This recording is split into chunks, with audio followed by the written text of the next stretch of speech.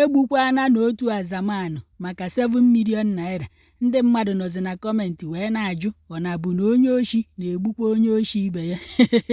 Ndị be anyị bịakwanụ ka nkọrọ unu ka o ti wee mee na akụkọ abụkwa akụkọ ndị na-apị ife ọpịpị, akụkọ ndị na-atụ ọrụ, akụkọ ndị HK nke ikpokọta afịa niile bụzikwana yahoo ya bụ ife mma akọrọ unu ebe a. O wee bụ na nwata nwa okorobịa unu na-afụ ebe a ka e nyere afịa wee dịka Femi Mexico na ife ndị ọyị ya jikwana wee mara ya bụ Big Prog. O wee bụ na a na-akọwa na nyanwa bụ onye na-eweta akaụntụ eji akwụnye ego. Onye unu na-afụ ebe a yikwa n'akwa buru bụ ndị ọyị ya nwoke. Nyanwa bụ ife a na-atụ aka na aka ya dụkwanụ n'ife gburu nya bụ Femi Mexico allegedly ka m sikwa wee fịa n'ihu akwa ka m wetara unu. Wee na-akọwa na nya bụ Femi Mexico na-enwe nsogbu witi ndị nya na ya na-arụkọ ọrụ. Ọ dịka Femi bụ akaụntụ ka ọ na-eweta wee na-akwụnye ego.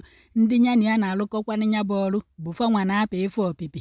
Fanwa bụ ife ya nọ n'ịntanetị wee na-achọ onye fa ya egwu ojolo, onye fa ya ezu oshi ike na o nwere onye fa nwetarụ wee na-apị onye ahụ olu n'isi. Onye ahụ wee gwafa na fa weta akaụntụ ka ọ kwụnyerufe ego. Fa wee kpọọ Femi Mexico wee sị ya na ya weta akaụntụ ya ka mgbada wee kwụnye ego. Femi wee were akaụntụ wee nye ndị otu ya wee kwụnye 7 million naira allegedly. According to Femi Mexico, ọ na-akọwa na nya bụ ego abatakwa na akaụntụ ya, mana ndị nyere ya akaụntụ ndị nya na ya na-alụkọbu nya bụ ọrụ maka ọdụ ọkwọ ka ọta ka o nyewere fa akaụntụ ike na nke a tebeziri okwu. Ọnya ka ndị anụnwa gwara ya na nya bụ ego batara na nya bụ akaụntụ nya bụ Femi na-aṅụrụfe iyi na ego abataghị na akaụntụ ya. Ndị nya na ya na-alụkọ ọrụ wee na-asị na nya bụ ego batara na akaụntụ Femi, na Femi chọrọ ikwuchi nya bụ ego na ọ chọrọ iri nya bụ ego sọọsị ya ka o wee na-ebuga. Femi wee na-aṅụrụfe iyi na ego abataghị na akaụntụ ya, a sịkwa na otego nya bụ ife na-eserufe okwu. Fa wee na-adọgasị ya na ọ batarụ ka ọ na ọ bataghị. Femi si na ọ bataghị, ndị ọyị ya nwoke si na o withdraw ego na ọ na-eri ya sọọsị ya. Ọnya ka emere ka ndị mmadụ mata na ndị ọyị ya nwoke anụnwa bụzi ife kpọrọ Femi wee si ya na ya pụta ka fa kpaa nkata gbasara nya bụ ego ka ama na nya bụ ego na ọ batara na akaụntụ ya ka ọ na ọ bataghị. Nke bụkwana na Femi anụnwa unu na-afụ ebe a na ọ mahụ na ndị ọyị ya ndị nya na ya na-alụkọ ọrụ na fa akpagori ya nketa ọnwụ, na fa egbugori ya inyi ọnwụ wee na-echi ya ka ọ bịa. Wee na-akọwa na Femi amakwana na fa egbugori ya inyi ọnwụ, na ọ bụrụ na ọma o jeji ebe ahụ ọ kpọrọ mmadụ na-abụ maọbụ mmadụ ịtọ fee wee jebe maọbụ ọ kpọrọ ndị uwe ojii.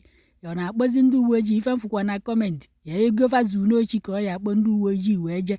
O ruo ebe ahụ si ndị uwe ojii na fa na-ekpe ikpe gịnị ebe ndị uwe ojii na-achụfa mbiaka n'ọkwa ya ka Femi jebere ebe ahụ sọọsị ya wee ruo ndị ọyị ya nwoke wee duna ya obodo afụdebe wee gbuo ya n'oge ya erughị eru. Wee na-akọwa na ife anụnwa mekwanụ na Julaị 22, 2025 nọ mbọsị ndị ọyị Femi anụnwa gbukwanụrụ Femi. Ndị mmadụ nọzi na kọmentị wee na-agwa ndị ọyị Femi ego abụghọgị unwe ka iji wee na-egbu ọyị nwoke, ego izutere n'oshi ka iji wee na-egbu mmadụ. Onye nwezi ego chọpụtakwa na gụa bụ ochi ka izuru ya ka ezi ife ọya eme unu ọ ya akpọcha n'ụnụ na ndụnụ. Ebe ụfọdụ nọkwa na kọmentị wee na-asị na nya bụ ife awa ọtụ ọkwanụ na-aya egbukwanụ nwatakịrị nwa okorobịa maka nya bụ 7 million naira. Ebe ụfọdụ nọ wee na-asị na agrimenti bụkwa na agrimenti na-ekwu okwu na ya dịkwanụ ka esi wee kwu.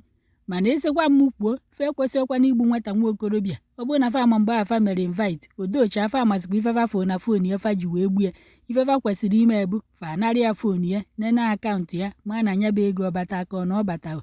Ọ bụrụ na ọ batara fe widro ego na akaụntụ ya ma ofe sizie fon ya were ofe ife ya ma o si eje n'ụlọ ya gwa ya na oyi ewepụta nya bụ ego bife ahapụ ya. Ntụ egbu onye aka mma. Ndị mmadụ na-atụzi ndị ọyị ya nwoke aka na fa gburu mmadụ. Ndị be Femi chọkwanụ justice dịka fa si wee wepụta foto onye nke anụnwa yi buru wee na-akọwa n'onefa ha wee mekwana nya bụ bizines. Nọọ ndị anụnwa bụkwa na ife gburu nya bụ Femi allegedly na amakwa m ebe ọ nọ mee ma amakwu Femi nwa. Amaghị m na ọ na Yoruba ka a nọgbu ya nke ọ na-aza Femi Mexico ka ọ na Mexico ka a nọgbu ya, mana ọ ya bụnụ Mexico na ọ ya bụ n'obodo fa bụnụ ndị ofe mmanụ n'ebe ahụ ka a nọ wee gbu ya. Ọdụ unu ka Femi olile ego a n'eziokwu ndị ọyị ya nwoke si anya bịa o jebe ebe ahụ witi obi ọcha ka o je gwafa na orighị ego, maka na ọ bụrụ onye lile ego ọdọkwọ nke ọ ya eje atị anya bịa onye ekwe bịa.